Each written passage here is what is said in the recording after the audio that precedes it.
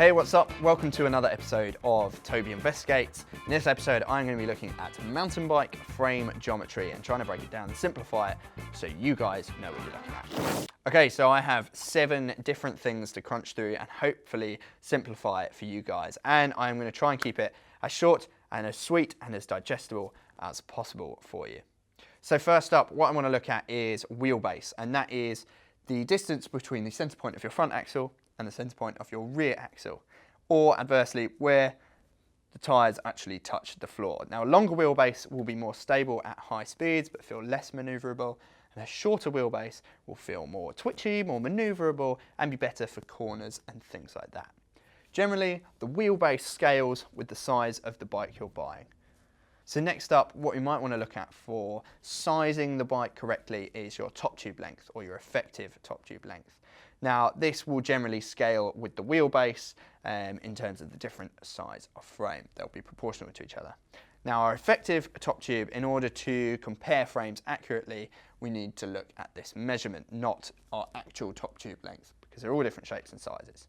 So our effective top tube is a horizontal line drawn between this center point on the top of your head tube here and wherever it intersects your seat post in the center there.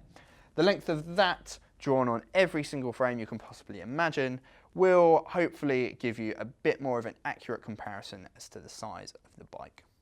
So next thing I want to look at, number 3, is your head tube angle. Now, your head tube angle dictates how far out your forks stick out the front, and generally a slacker head tube angle where the forks are sticking right out here is going to be better for descending, allowing you to get your weight back, and it will mean that the steering feels quite lazy. It'll be really hard to climb uphill with a slack head tube angle.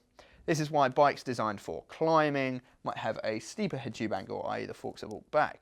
This allows you to get your weight forward, and the cornering, because you'll be going at a slower speed, is a bit more twitchy, it feels more manoeuvrable.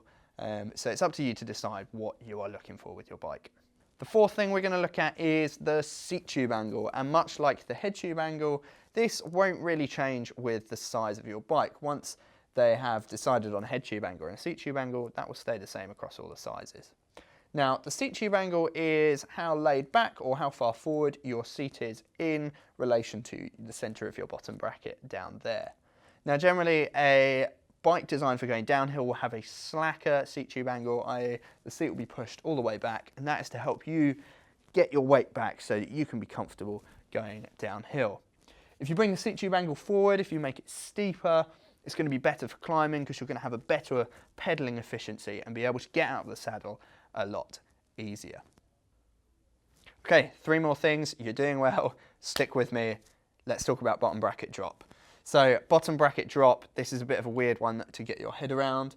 The bottom bracket drop is the center point of your bottom bracket here, dropped below the line drawn between the front axle and the rear axle here. Now, sometimes this will be listed as bottom bracket height, and that is the height it is off the floor, but that can be affected by different things such as the tyres you have on the bike, or even the wheel size, or even the forks. So it's always best to try and look at bottom bracket drop where possible, as that is completely irrelevant to those things. Bottom bracket drop, the lower your bottom bracket, i.e. the bigger the drop is, the better the bike will corner and handle, because your center of gravity, you yourself, has been lowered down on the bike. With a lower bottom bracket, however, you do increase the chances of pedal strike, which is where you're pedaling and your pedal hits the floor, which can have disastrous consequences, especially if cornering. So you need to think about the sort of terrain you might be riding. If you're riding a lot of technical stuff with rock gardens, maybe you want a higher bottom bracket. If you're riding more smooth, flowy trails, maybe you want to look for a lower one. Next up is chainstay length, and that is the distance between your rear axle and the center of your bottom bracket. Now, this one's really easy to remember. A shorter chainstay is more maneuverable, better to corner, and far, far better to pop wheelies with. A longer chainstay will be more stable, and generally, past 10, 20 years, chainstays have just got shorter and shorter. If you wanted my opinion, shorter is better. Okay, so the last thing that we want to look at is your standover height, and that is the distance between the center of your bottom bracket and the center of your top tube where it joins your seat tube.